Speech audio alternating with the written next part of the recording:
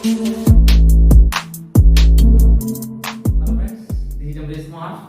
करता हूं आपका अपने YouTube channel keep learning with Amresh Kumar. दोस्तों, जो आज का टॉपिक है वो बड़ा ही मोस्ट इंपोर्टेंट है। ये टॉपिक आपका BA BSc third semester students के लिए और कई यूनिवर्सिटीज में थर्ड ईयर में भी आता है ये, और MSc में भी ये यूजफुल है। तो बेसिकली जहां जहां भी ये आपका आता है कर्व इन स्पेस, सभी क्लासेस के लिए मोस्ट इंपोर्टेंट है। सभी क्लासेस के बच्चे इसको पढ़ सकते हैं और किसी भी कॉम्पिटिटिव एग्जाम के लिए अगर आप जा रहे हैं जहां पे ये सिलेबस है वहां के लिए भी ये मोस्ट इंपोर्टेंट है। तो बेसिकली आज हम बात करने वाले हैं कर्व इन स्पेस के बारे में। तो कर्व बताऊंगा मैं आपको स्पेस में क्या होता है, स्पेस क्या होता है आपका कर्व एक्चुअली में। स्पेस में अगर बात की जाती है तो वेरिएबल्स पे कैसे डिपेंड करता है, वेक्टर से इसका कैसे रिलेशन है, डिफरेंशियल ज्योमेट्री से इसका कैसा रिलेशन है, ये सब हम इंट्रो आज इस वीडियो में करने वाले हैं। और यूनिट टेंजेंट वेक्टर की इक्वेशन फाइंड करना सीखेंगे हम, यूनिट वेक्टर की इक्वेशन फाइंड करना सीखेंगे इस लेक्चर में हम। स्टूडेंट्स, बेसिकली अगर बात की जाए इस टॉपिक की तो ये टॉपिक है आपका कर्व इन स्पेस। भाई कर्व स्पेस बोले तो क्या, मतलब कर्व स्पेस बोले तो क्या।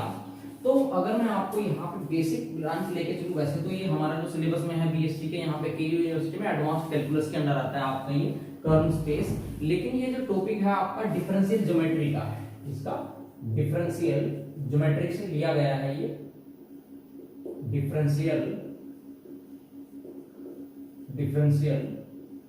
ज्योमेट्री। इसके बारे में तो सभी जानते होंगे जो भी मैथमेटिशियन है, डिफरेंशियल ज्योमेट्री। अब डिफरेंशियल ज्योमेट्री मतलब क्या, आपने जो +1 +2 में जो पढ़ा हुआ है, आपने पढ़ा है सर्कल, एलिप्स और पैराबोला, इस टाइप की चीजें हम पढ़ते थे। तो वो सभी क्या थी, दो वेरिएबल्स में थी, x y में। तो वो सभी क्या थी, वो सभी फिगर्स आपके 2 डायमेंशनल थे। तो अभी हम क्या करने वाले हैं, बेसिकली यहाँ पे डिफरेंशियल ज्योमेट्री के अंदर कर्व स्पेस जब पढ़ेंगे तो अगर मैं इन्हीं फिगर्स को 3 डायमेंशन में लूं तो 3 डायमेंशन में ये चीजें सॉलिड बन जाती हैं। सॉलिड से मतलब जैसे सर्कल तो होता था आपका वहां 2 डायमेंशन में होलो होता था, ठीक है। ऐसे ही आपका एलिप्स कह लें आप, ऐसे हाइपरबोला कह लें आप, ऐसे पैराबोला कह लें आप। बट यहाँ अगर 3 डायमेंशन में कोई भी फिगर ले रहे हैं, मतलब एक सॉलिड की बात की जा रही है, तो 3 डायमेंशन में वही चीजें ये कन्वर्ट होकर 3 वेरिएबल्स में आके क्या बन जाती हैं, उनको नाम देते हैं एलिप्स, एलिप्सोइड, पैराबोलॉइड। दिस फिगर्स इनको कहते हैं हम, ये 3 डायमेंशंस में है। तो बेसिकली ये डिफरेंशियल ज्योमेट्री का मीनिंग क्या है, हम कर्व स्पेस को डिफरेंशियल ज्योमेट्री का मतलब इसको लिंक कैसे किया। तो ज्योमेट्री का मतलब तो सभी समझते होंगे, ज्योमेट्री मतलब किसी भी कर्व की या कर्व की किसी भी 2 डायमेंशन में या 3 डायमेंशन में उनकी कंस्ट्रक्शन कैसे है, उनके टेंजेंट्स, उनके नॉर्मल कैसे फाइंड करने हैं, उनके फॉर्मूलाज, ये सभी ज्योमेट्री के अंडर आते हैं। तो उसके बाद ये डिफरेंशियल का है।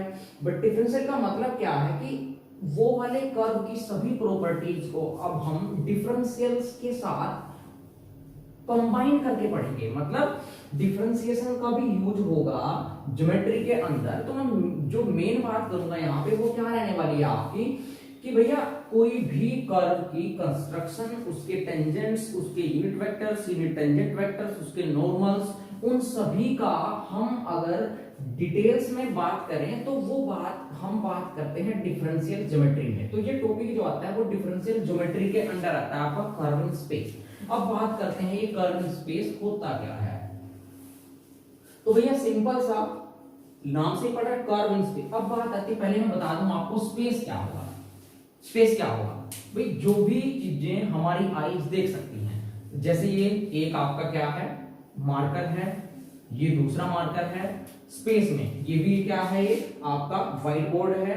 तो ये भी एक क्या है, कि स्पेस में पड़ी हुई कोई थिंग है, तो ये भी एक स्पेस है। तो जहां जहां जिन चीजों को हम देख सकते हैं, दैट मींस वो सभी चीजें क्या है, आपकी एक स्पेस है, ठीक है। तो अभी मेरे लिए अगर मैं इस व्हाइट बोर्ड पे आपको पढ़ा रहा हूं तो मेरे लिए स्पेस क्या है, ये एक व्हाइट बोर्ड स्पेस है भाई। जहां पे आप बैठ के पढ़ रहे हैं वो एक स्पेस है, ठीक है।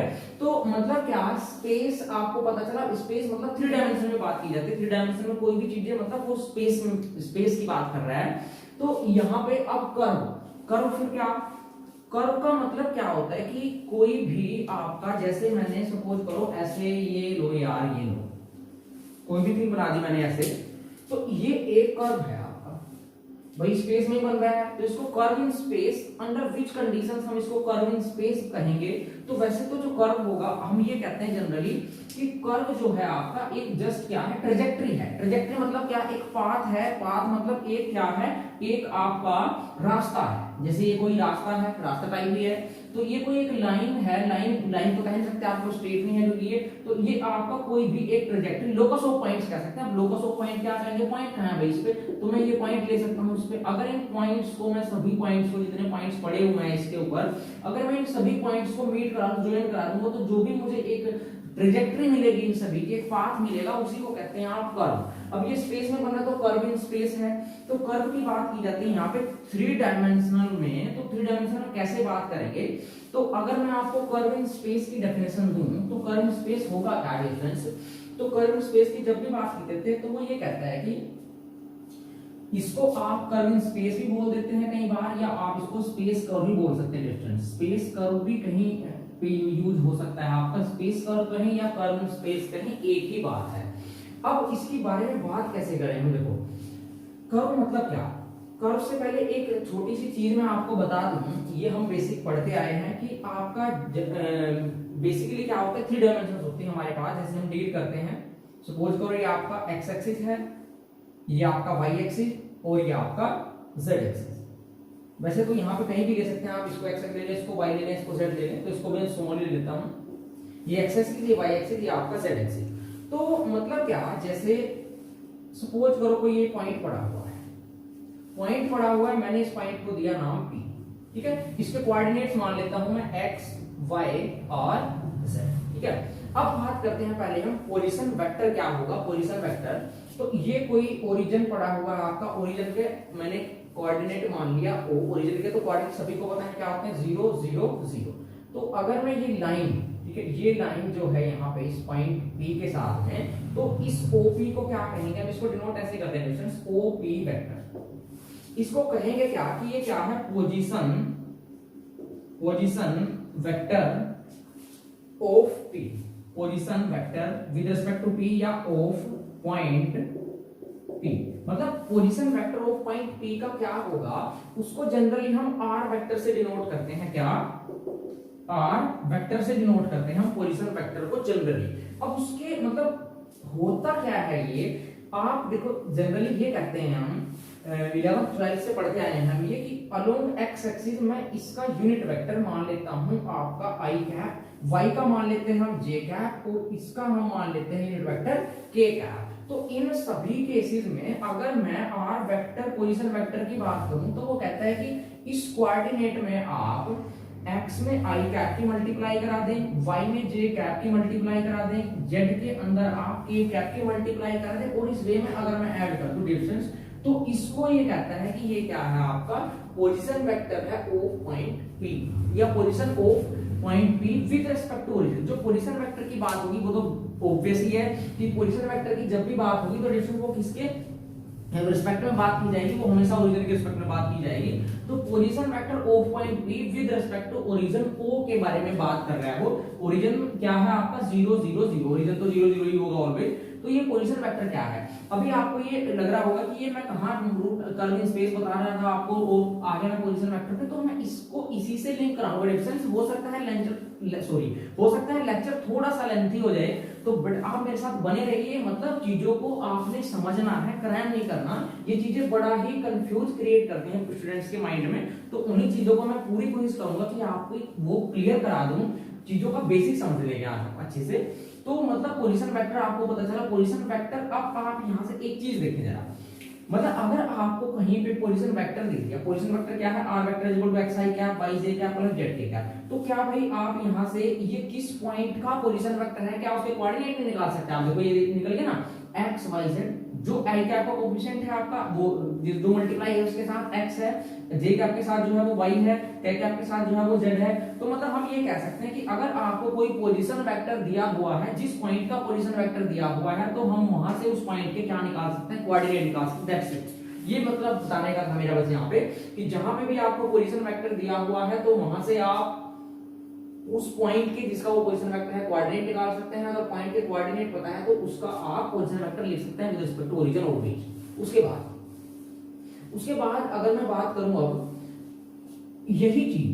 अब यही चीज अगर वो ये कह देता है कि इस चीज को आप कर्व इन स्पेस कब कहेंगे, तो वो कहता है कि अगर ये x जो है एक सिंगल वेरिएबल में डिफाइन हो, x t की फॉर्म में हो, मतलब जो x है वो ऐसे कह दें t फंक्शन हो आपका, t का फंक्शन हो phi 1t कह दो, और जो y है वो भी आपका phi 2t कह दो उसको, और z है उसको आप phi 3t कह दें। मतलब क्या कि x भी t वेरिएबल में हो, y भी t वेरिएबल में हो, z भी t वेरिएबल में हो, तीनों के तीनों क्या हो, सिंगल वेरिएबल में ही लिखे होने चाहिए आपके। मतलब यहां से क्या, तो अब ये क्राइम नहीं करना फिर से आपको कि ये नहीं है कि भाई t ही वेरिएबल में, मतलब कहने का ये है कि अगर x y z किसी सिंगल वेरिएबल पे डिपेंड कर रहे हो स्टूडेंट्स, मतलब x y z u में हो, u कहें आप इसको या v कहें w कहें वटएवर जो भी कहें, मतलब ऐसे अगर मैं आपको एग्जांपल दूं तो ऐसे कह सकता हूं मैं कि अगर x आपका ऐसे है, देखो t है मान लिया x, y आपका सपोज करो t स्क्वायर है और z सपोज करो आपका t माइनस 1 है, तो मतलब x जो है यहाँ पे सिंगल वेरिएबल में है, t में ऐसा भी लिख सकते थे आप यहाँ पे कि और x जो है वो u है, सपोज करो y equal to u square है, वो तो नाम से कुछ लेना देना है नहीं हमें, वो तो कुछ भी हो सकते हैं आपके, मतलब सिंगल वेरिएबल में होने चाहिए। ऐसे केस में आप इस थिंग को क्या कहेंगे, कर्व इन स्पेस कहेंगे। कर्व इन स्पेस मतलब क्या, और यहाँ पे ऐसा नहीं कि ऐसे ही कर्व इन स्पेस कह देंगे, इसमें थोड़ी सी रिस्ट्रिक्शंस और होती हैं सिंगल वेरिएबल पे। क्या रिस्ट्रिक्शंस की जो ये फंक्शन है, ये तीनों के तीनों कंटीन्यूअस होने चाहिए आपके, ये भी x इक्वल टू टी भी कंटीन्यूअस, ये भी कंटीन्यूअस होना चाहिए, और जो t है मतलब जो सिंगल वेरिएबल है वो लाई भी करना चाहिए आपका, कुछ ना कुछ उसकी रेंज होनी चाहिए भाई।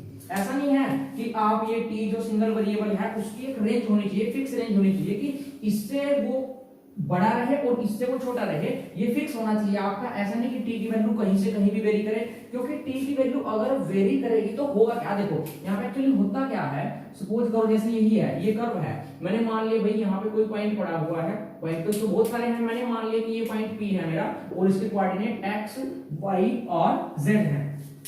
तो ये कहता है कि जो कर्व है वो क्या है, लोकस है। कर्व जो है, कर्व इन स्पेस की बात करें तो curve in space is the locus of points. अगर मैं डेफिनेशन दूं कर्व क्या है, तो कर्व इन स्पेस क्या है, यहां पे लिखते हैं कि कर्व इन स्पेस क्या होगा, curve in space is the क्या होगा, वो इज द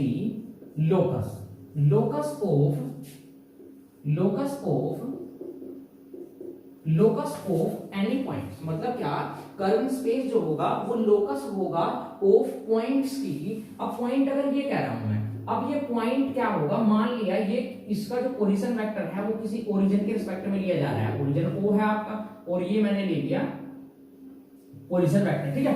तो कहते हैं कर्व इन स्पेस जो है वो is the locus of points, ये क्या है आपका, जिस पॉइंट का पोजीशन वेक्टर है, मतलब कि ऑफ हुज कहें, whose position vector, whose position vector, जिसका जो पोजीशन वेक्टर है, पोजीशन वेक्टर क्या है डिस्टेंस इसका, ये है पोजीशन वेक्टर इसका, यहां पे लिया मैंने, वो आपका कैसा होना चाहिए, मैंने बताया कर्व इन स्पेस तभी कहेंगे अगर वो पोजीशन वेक्टर सिंगल वेरिएबल में डिफाइन हो। Position vector depends only on single parameter, कोई भी सिंगल पैरामीटर पे अगर वो आपका डिपेंड कर रहा है तभी उसको क्या कहेंगे, कर्व इन स्पेस कहेंगे। कर्व इन स्पेस, वैसे तो ये कर्व है लेकिन कर्व इन स्पेस, भाई स्पेस में जो कर्व पड़ा है कर्व है, वैसे तो ये होता है ओनली, लेकिन अगर हम मैथमेटिकली बात करें तो कोई भी लोकस ऑफ पॉइंट्स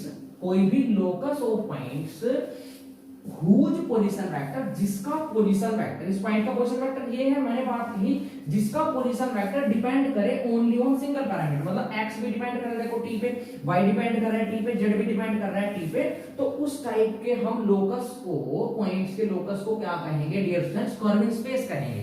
मतलब क्या हो रहा है यहाँ पे, मैं ये बता दूं आपको कि देखो अब t के फिक्स करने का क्या मीनिंग है यहाँ पे, भाई t अगर सपोज करो आप वेरी कर रहे हैं, मतलब t सपोज करो आप ये ले लिया भाई, जो t है आपका सपोज करो 0 और 1 के बीच में लाई कर रहा है, तो इसका मतलब क्या है, t को 0 लेंगे और y को जीरो लेंगे और जेड को जीरो लेंगे तो क्या होगा, इस पॉइंट के जो कोऑर्डिनेट्स हैं वो चेंज हो जाएंगे। तो ये पॉइंट्स ऐसे मूव करने लगेगा। सपोज करो आपने ये टी को जो है वेरी कराया, जीरो रखा तो यहाँ पे आ गया, 1 रखा तो यहाँ पे आ गया, टी को आपने 1/2 रखा तो यहाँ पे आ गया। तो फिर इस टाइप के जितने भी पॉइंट्स हैं जो इस टी के अंडर आपके बन रहे हैं डिफरेंट, अगर टी बदलोगे तो ऑब्वियस है ना, पी की पोजीशन बदल जाएगी, पी की पोजीशन बदल जाएगी ना, पी के कोऑर्डिनेट्स बदल जाएंगे। तो इन पॉइंट्स को अगर हम मैच कर दें, ट्रैजेक्टरी बना दें, तो वही क्या है, कर्व है, कर्विंग स्पेस है। मतलब कर्विंग स्पेस क्या होगा, जनरल आपको समझ आ गया होगा आई होप कि डिस्टेंस जब भी कर्व की बात की जाएगी तो locus of points whose position vector depends only on single parameter, तो उसी को क्या कहेंगे आप, कर्विंग स्पेस कहेंगे। ठीक है, आई होप ये आपको बिल्कुल समझ आया होगा। अगर फिर भी आपको कोई क्वेरी है, कोई डाउट है, तो प्लीज आप मुझे कमेंट जरूर करिएगा यार इसके रिगार्डिंग। उसके बाद बात करते हैं डिस्टेंस हम यूनिट वेक्टर की। यूनिट वेक्टर क्या होता है, देखो अब ये तो हमें क्या होता है, प्रीवियस क्लासेस से ही पता होता है कि आई कैप जो होता है इसका मैग्नीट्यूड ये क्या होता है, 1 होता है। सिमिलरली जे कैप का मैग्नीट्यूड 1 होगा, के कैप का भी मैग्नीट्यूड क्या होगा, 1/1 होगा। तो ये तो प्रीडिफाइंड है, आपके पहले से ही पता होता है हमें कि ये सब क्या है, 1 है। अब मैं बात करूं सो डिस्टेंस, अगर मैं कर्विंग स्पेस की एक और मोस्ट इंपोर्टेंट प्रॉपर्टी बताऊं आपको, तो देखो क्या था हमारा कर्विंग स्पेस था, क्या जैसे कोई भी कर्व है तो उसके बाद हमने क्या किया था, ये कोई आपका पॉइंट भी पड़ा हुआ है तो हमने कहा था कि लोकस ऑफ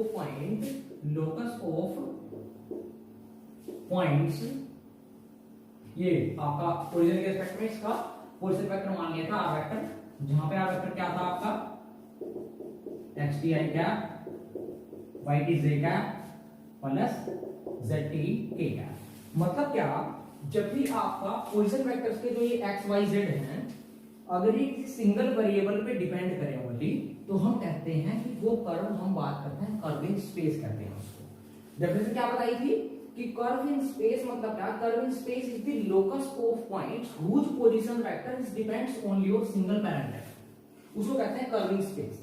अब एक मोस्ट इंपोर्टेंट चीज बताता हूं मैं आपको, देखो यहाँ पे आप क्या करें, जैसे मैं एग्जांपल लूं तो सपोज करो x आपको दिया हुआ है t, y सपोज दिया हुआ आपको t स्क्वायर, z सपोज करो दिया हुआ आपको t+1 दिया हुआ है, x y z तीनों के तीनों किस पे डिपेंड है, single variable single parameter t पे डिपेंड है।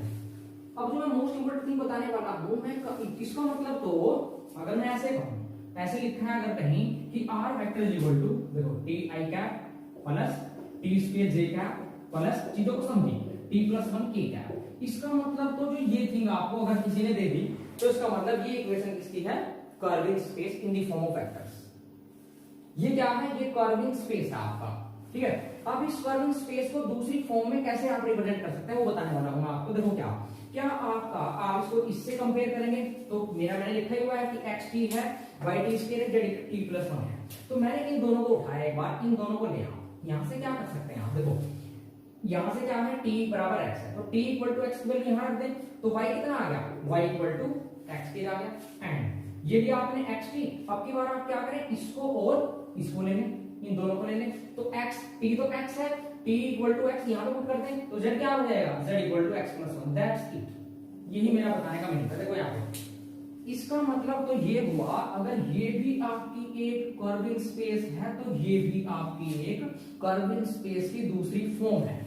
इसको क्या कैसे कहते हैं, देखो ये अब आपका एक सरफेस है, ये दूसरा सरफेस है, तो डिस्टेंस हम ये कहते हैं जनरली कि दो सरफेसेस का इंटरसेक्शन से जो लोकस बनता है उसको हम कर्विंग स्पेस कहते हैं। देखो एक सरफेस ये, दूसरा सरफेस, सरफेस मतलब क्या, देखो एक सरफेस ये है आपका और सपोज करो दूसरा सरफेस ये है आपका, मेरा हैंड ये मैंने बेंड किए हुए हैं, ये एक सरफेस, ये सेकंड सरफेस, दोनों का इंटरसेक्शन, भाई दोनों इंटरसेक्ट ऐसे करेंगे, दोनों इंटरसेक्ट यहां कर रहे हैं, तो जो ये वाली लाइन जाएगी, ये वाली जो लाइन जाएगी यही तो कर्व है, ऐसी टाइप का तो कर्व होता है, दैट्स इट। तो ऐसे भी कह सकते हैं आप कि दो सरफेसेस का इंटरसेक्शन भी अगेन क्या करता है, फॉर्म एक कर्विंग स्पेस ही फॉर्म करता है, 1 है। अब मैं बात करूं अगर यूनिट वेक्टर की, तो यूनिट वेक्टर क्या होगा, यूनिट वेक्टर को बताने से पहले मैं इसको थोड़ा सा यहां से क्या करता हूं, पहले रफ कर देता हूं। अब हम बात करते हैं यूनिट वेक्टर के बारे में, मतलब क्या यूनिट वेक्टर मतलब क्या, तो देखो सपोज करो मैंने कोई कर्व लिया स्पेस, अब ये भी बात करके चल रहे हैं हम, तो सपोज करो ये कोई कर्व है आपका, ठीक है। तो मैंने मान लिया कि ये कोई पॉइंट पड़ा हुआ है डिरेक्शन इसके ऊपर P, ठीक है। अब इसके कुछ कोऑर्डिनेट्स भी होंगे, मान लिया इसके कोऑर्डिनेट्स x y z है। ये कोई ओरिजिन पड़ा हुआ है, इसके रिस्पेक्ट में ये इसका क्या है, पोजीशन वेक्टर है, जिसको नाम दिया था हमने r वेक्टर। अब बात करते हैं यूनिट वेक्टर की। तो मैं बता दूं, अगर कोई भी वेक्टर है, सपोज करो आपके पास a वेक्टर है, सपोज करो आपके पास, तो क्या होगा, यूनिट वेक्टर की बात करें, unit vector of a vector, वो क्या होगा, ऐसे डिफाइन होता है, a vector by magnitude of a vector. ये हमें लोअर क्लास से पता है कि किसी भी वेक्टर का यूनिट वेक्टर मतलब क्या, that vector by magnitude of that vector, ठीक है। ये होता है यूनिट वेक्टर। इसका यूज करने वाले हैं इसमें हम। अब देखो हम क्या निकालने वाले हैं, आप unit vector and unit tangent vector. वो क्या होगा, देखो यूनिट टेंजेंट वेक्टर के लिए एक टेंजेंट भी चाहिए आपको। टेंजेंट की बात करें कैसे आएगा, तो अभी मैंने मान लिया कि let P be any point on the curve this, इसको कुछ नाम दे दो भैया A और इसको दे दो C, ठीक है। AC कोई कर्व है आपका, Px y z arbitrary point लिया मैंने इसको पर, और एक ये पॉइंट मान लिया मैंने कोई भी, यहाँ पे ये सपोज करो कोई Q पॉइंट पड़ा हुआ है, Q पॉइंट पड़ा हुआ है। इसका जो ये आपका पोजीशन वेक्टर है Q का, ये Q का जो पोजीशन वेक्टर है वो मैंने मान लिया R vector plus delta R vector, delta R small, ठीक है, वेरी स्मॉल क्वांटिटी। और ये जो आर्क है, इस आर्क को मैंने नाम दिया थोड़ी देर के लिए आर्क S, और फिर ये जो स्मॉल इंक्रीमेंट है, जो ये यहाँ पे इसका अगर R vector plus delta R position vector हुआ है Q का, तो मैंने मान लिया कि यहाँ पे जो ये आर्क है वो डेल्टा S है आपकी, और ये मैंने कोड मान ली PQ, ये कोड मैंने मान ली PQ। तो हमारे पास क्या क्या है डिस्टेंस, ये पॉइंट P पड़ा हुआ है, पॉइंट P पड़ा हुआ है जिसके कोऑर्डिनेट हैं x y z, और हमारे पास A P हमारी आर्क S है, और PQ हमारी डेल्टा S है, कोड PQ है हमारे पास, P के पोजीशन वेक्टर R वेक्टर है, Q का position vector delta R vector है, R vector plus delta R vector है, ठीक है। अब बात करता हूं मैं PQ वेक्टर, बताओ क्या होगा डिस्टेंस PQ वेक्टर। अब आपको ट्रायंगल लॉ ऑफ वेक्टर्स पता होगा, तो PQ वेक्टर क्या आएगा, वहां से ही निकल के आता है ये delta R vector. Change in position vectors क्या आया है कोर्सपोंडिंग, देखो यहां से अगर मैं बात करूं इसकी PQ वेक्टर की, PQ वेक्टर क्या होगा आपका, देखो ये पोजीशन वेक्टर क्या है इसका, R vector plus delta R vector, तो ये हो जाएगा OQ vector minus OP, OQ minus OP, OQ क्या है R vector plus delta R minus R delta R, तो PQ वेक्टर क्या है हमारा डेल्टा R है, ये हमें पता है। उसके बाद चलते हैं आगे, उसके बाद मैं बात करता हूं डिस्टेंस यूनिट वेक्टर की। तो यूनिट वेक्टर क्या होगा, यूनिट वेक्टर मैं निकालना चाहता हूं यूनिट वेक्टर अलोंग द कोड PQ। मैं क्या कह रहा हूं, unit vector along chord PQ, जो यूनिट वेक्टर होगा अलोंग कोड PQ क्या होगा आपका, वो हम निकालना चाहते हैं। देखो क्या होगा, जैसे हमारे पास क्या था यूनिट वेक्टर, अगर मैं बात करूं इस A वेक्टर का, क्या था वो A vector by magnitude of A vector था, इसको डिनोट करते हैं A कैप से यूनिट वेक्टर को। तो यहाँ पे जो unit vector along code P होगा हमारा, आप देखिए PQ आपको क्या दिया हुआ है, डेल्टा R दिया हुआ है, तो ये क्या बनेगा, delta R by magnitude of delta R, this is the unit vector along the code P।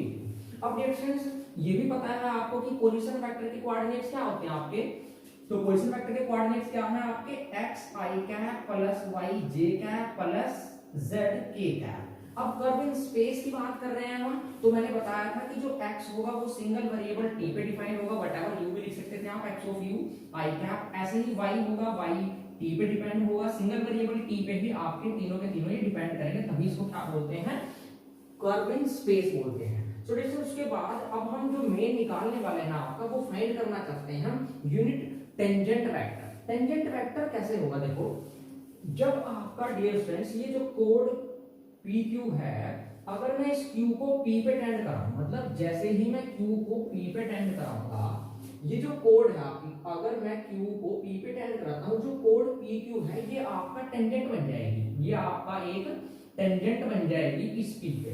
जो मैं Q को P पे टेंड कराऊंगा तो जो ये कोड PQ है वो आपकी टेंजेंट बन जाएगी, ठीक है। इस टेंजेंट वेक्टर का ही हम क्या निकालना चाहते हैं, यूनिट टेंजेंट वेक्टर। तो मैं क्या कह रहा हूं, तो यूनिट टेंजेंट वेक्टर क्या बन जाएगी, ये कोड मैं लिखता हूं यहाँ पे, जब Q को टेंड करा रहे हैं P पे, तो जो आपका ये कोड PQ है, तो मैं लिखता हूं कोड PQ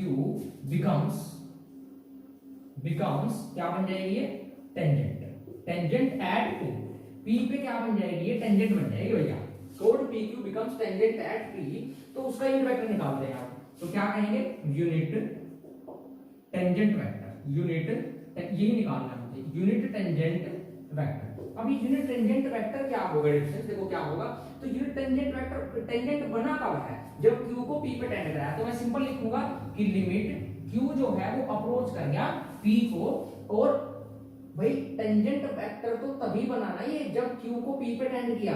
अब लेकिन यूनिट वेक्टर तो क्या है लॉन्ग कोड PQ का, वो तो डेल r बाय डेल है, मतलब इसी पे लिमिट लगेगी, तो del r by magnitude of del r ये बनेगा। अब इसको हम एग्जैक्ट अगर फॉर्म में चेंज करना चाहें तो क्या फॉर्मूला मैं प्रोवाइड कराऊंगा यहां से आपको, देखो इसको थोड़ा सिंपलीफाई करते हैं कि limit Q approaches to P, मैंने इसको कह दिया डेल r वेक्टर बाय, मैंने कह दिया यहां पे del s into del s by del r magnitude. देखो डेल s क्या आता है यहाँ पे, s तो आपकी आर्क लेंथ थी AP, मतलब जो आर्क लेंथ थी आपकी, आर्क लेंथ क्या थी आपकी, आर्क लेंथ ऑफ AP क्या है, वो आपकी S है, और जो QP है ये R क्या है आपकी, स्मॉल चेंज है, वो डेल्टा S था आपका। तो मैंने इसमें डेल्टा S की इंक्लूडमेंट दे दिया। उसके बाद क्या करते हैं, देखो इसको थोड़ा सिंपलीफाई और करते हैं, ये क्या बन जाएगा, विच इज इक्वल टू, इसको यहाँ पे लिख देता हूं एक बार मैं। तो उसके बाद देखो ये वाली चीज क्या बनेगी, ये देखनी है आपको। देखो डिस्टेंस जब आपका Q जो है वो P पे टेंड कर चुका है, मतलब Q जो है वो P पे टेंड हो चुका है, तो डिस्टेंस जो ये आपका स्मॉल इंक्रीमेंट होगा डेल्टा S, ये किसके इक्वल हो जाएगा, जो स्मॉल इंक्रीमेंट था पोजीशन वेक्टर में डेल्टा R, ये इसके इक्वल हो जाएगा जब भी Q को टेंड कराएंगे P पे, क्योंकि देखो यहाँ पे डेल्टा S और डेल्टा R तो क्या होंगे, दोनों सेम है, मतलब कि इसका मतलब जो del S by del R है ये तो क्या रिजल्ट देगा आपको, ये तो 1 ही देगा आपको, ठीक है। तो मेरे पास क्या बना, which is equal to limit Q approaches to P delta R by delta S, और इसको डिस्टेंस में ऐसे लिख देता हूं, देखो dr बाई ds। तो this is the unit tangent vector, और इसको डिनोट करते हैं डिस्टेंस हम t कैप से। तो ये फॉर्मूला हमारे पास डिराइव हो जाता है कि unit tangent vector is t cap is equal to dr by ds। अब ये फोर तक हम क्या कर चुके हैं, हमने ये फाइंड कर लिया कि जो यूनिट टेंजेंट वेक्टर आएगा उसको डिनोट करते हैं t कैप से, उसकी वैल्यू क्या आई है हमारी अभी, dr by ds, dr by ds, ये क्या है हमारा यूनिट टेंजेंट वेक्टर आया है। तो पहला फॉर्मूला तो यही पे बन गया। उसके बाद इसका हम नया जो एक और फॉर्मूला डिराइव करेंगे, उसकी वो क्या फॉर्म चेक करेंगे। देखो अब एक डिनोशन बता दूं मैं इसकी, अगर आप कभी भी जब s के रिस्पेक्ट में डेरिवेटिव कर रहे हैं तो उसको आप ऐसे लिखेंगे r वेक्टर डैश, ठीक है। ये इसकी नोटेशन है कि जब r वेक्टर का s के रिस्पेक्ट में डेरिवेटिव कर रहे हैं तो r वेक्टर डैश। इससे पहले एक और चीज बता दूं मैं आपको कि आपका p वेक्टर का जो p था, ये पॉइंट, इसके कोऑर्डिनेट हमने लिए थे x y, इसका पोजीशन वेक्टर क्या था, r vector is equal to x t पे था plus y t j cap plus z t k cap, ये था। डियर फ्रेंड्स, जब भी आपका ये जो वेरिएबल t है, वेरिएबल t पे डिपेंड हो गए सिंगल पे, जब आपका ये वेरिएबल t s की टर्म्स में कन्वर्ट हो जाए तो उसको हम कहते हैं नॉर्मल फॉर्म। मतलब जब ये x s की टर्म में आ जाए, जब भी ये आपका t जो है वो s की टर्म्स में आ जाए तो उसी को बोलते हैं हम नॉर्मल फॉर्म। इसके क्वेश्चन भी आएंगे, इंपॉर्टेंट है ये नॉर्मल फॉर्म। अब मैं क्या चाहता हूं कि यहां पे मैं इसको t के रिस्पेक्ट में करना चाहता हूं, ये मेरा काम है, क्योंकि जो हमें क्वेश्चंस दिए होंगे वो एक्चुअल हमें t की फॉर्म में दिए होंगे, ठीक है। t की फॉर्म में हमें वो क्या देगा, कर्व देगा कोई भी, फिर हमें उसको क्या करना है, एस की फॉर्म में चेंज करना। कैसे करेंगे, देखो यहाँ से तरीका क्या है, मैंने इसको थोड़ा सा सिंपलीफाई किया, इसमें मॉडिफिकेशन की, मैंने इसको ऐसे लिख दिया d r cap by d t by d s by d t. क्या मैंने कुछ गलत किया भाई? देखो यहां से अगर आप इसको सोल्व करें तो D T into D S, D are by D T, D T से डी टी कैंसिल, वही आ गया again D are by D S आ जाएगा। तो अब क्या करें, अब इसको थोड़ा सा हम क्या करेंगे, चेंज करते जाएंगे। देखो मैंने इसमें क्या लिखा, D R by D T by D s by D T. अब हमारा यहाँ पे ठीक है, यहां से मैं क्या कह सकता हूं कि D s by D T को आप क्या करें, यहाँ पे शिफ्ट करें, तो क्या आपका देखो ये हो जाएगा t cap d s by D T into is equal to d r vector by D t. ठीक है डिस्टेंस, और चूंकि ये हमारा यूनिट टेंजेंट वेक्टर है और यूनिट वेक्टर का हमें अब मैग्नीट्यूड जानते हैं हम, वो क्या होता है आपका 1 होता है। तो मैं यहां से अगर मैग्नीट्यूड लूं दोनों साइड तो क्या हो जाएगा, देखो d s by D t t cap magnitude is equal to d are by D t का मैग्नीट्यूड। ठीक है, टी कैप का मैग्नीट्यूड तो क्या हो गया 1 हो गया, यूनिट वेक्टर है आपका, तो ये क्या बन गया, इसका मतलब ये पता लगा कि ds बाई dt मतलब मैग्नीट्यूड ऑफ इक्वल होता है आपका dr बाई dt का मैग्नीट्यूड। इसका यूज करूंगा मैं बहुत इजी वे में। देखो यहां से क्या होगा, तो अब बात करते हैं मैं कि हमें ये पता लग गया कि ds बाई dt का मैग्नीट्यूड और dr बाई dt का मैग्नीट्यूड क्या है, सेम है। तो मैं इसको t की फॉर्म में कन्वर्ट करना चाहता हूं पूरे फॉर्मूले को, तो मैं इसका मतलब तो ds बाई dt के मैग्नीट्यूड के प्लेस पे क्या लिख सकता हूं भाई, dr बाई dt का मैग्नीट्यूड लिख सकता हूं। तो मैं यहां से एक चीज लिखूंगा कि विच इंप्लाइज, देखो यहां से क्या कि भैया t cap is equal to dr by dt, और यहां पे क्या, अगर मैं यहां पे मैग्नीट्यूड अप्लाई, सो डिफरेंस ये क्या हो गया आपका t कैप, अगर मैं यहां से देखो t cap is equal to dr by dt by में क्या है यहाँ पे ds बाई dt। देखो यहाँ पे क्या है, ds बाई dt का मैग्नीट्यूड इसके इक्वल आ रहा है dr बाई dt का मैग्नीट्यूड। तो मैं इसको क्या कर सकता हूँ, ds बाई dt को विदाउट मैग्नीट्यूड भी लिख सकता हूँ, क्योंकि यहाँ पे वेक्टर तो है ही नहीं। ठीक है, तो यहाँ से क्या होगा कि मैं ds बाई dt को रिप्लेस कर सकता हूँ magnitude of dr by dt। तो यहाँ से एक नया फॉर्मूला डराइव हो गया मेरे पास कि t cap is equal to, अगर मैं इसको नोटेशन दूं तो इसको ये कह सकते हैं कि r dot vector by r dot vector का मैग्नीट्यूड। तो ये एक नया फॉर्मूला डराइव हो गया हमारे पास। तो यहाँ पे जो अगर ऐसे लिखा है कहीं पे r vector dot is equal to मतलब समझा जाएगा dr बाई मतलब r का dt के रिस्पेक्ट में डेरिवेटिव। ठीक है, तो यहाँ से ये फॉर्मूला डराइव हुआ हमारे पास। ठीक है डिस्टेंस, तो डिस्टेंस ये आपको वीडियो कैसी लगी तो आप मुझे कमेंट करके जरूर बताएं। अगर वीडियो पसंद आई है तो आप लाइक करें और ज्यादा से ज्यादा अपने फ्रेंड्स के साथ शेयर जरूर करें। अगर आप चैनल पे नए हैं तो चैनल को सब्सक्राइब कर लें। तो ये था हमारा intro video of curving space. I hope आपको जरूर समझ आया होगा। फिर भी कोई क्वेरी कोई कमेंट है आपका तो आप जरूर कमेंट करें। और डियर फ्रेंड्स, आप नोट्स और किसी भी टाइप के क्वेश्चंस के लिए क्वेरी के लिए आप मेरा पीडीएफ सजेशंस, ये वीडियो कैसी लगी आप तो मुझे कमेंट करके जरूर बताएं। अगर आपकी कोई डाउट है, कोई क्वेरी है, कोई सजेशन है तो कमेंट जरूर करें। और अगर आप चैनल पे नए हैं तो चैनल को सब्सक्राइब कर लें और ज्यादा से ज्यादा वीडियो को लाइक करें, अपने फ्रेंड्स के साथ जरूर शेयर करें। और आप मेरा टेलीग्राम ग्रुप जरूर ज्वाइन कर लें। टेलीग्राम पे जाके सिंपली सर्च करें keep learning with Amresh Kumar. वहां पे आपको सभी पीडीएफ्स जो है बुक्स की और नोट्स भी अवेलेबल कराता रहता हूं मैं। और अपनी कोई भी क्वेरी, कोई भी आपकी प्रॉब्लम है वहां पे आप दे सकते हैं। सो डियर फ्रेंड्स, मिलते हैं कर्विंग स्पेस की नेक्स्ट क्लास में। मोस्ट इंपोर्टेंट रहने वाला है आपकी क्लास, आपके लिए वो class. So dear friends, join करना ना भूलें। तब तक के लिए जय हिंद, जय भारत।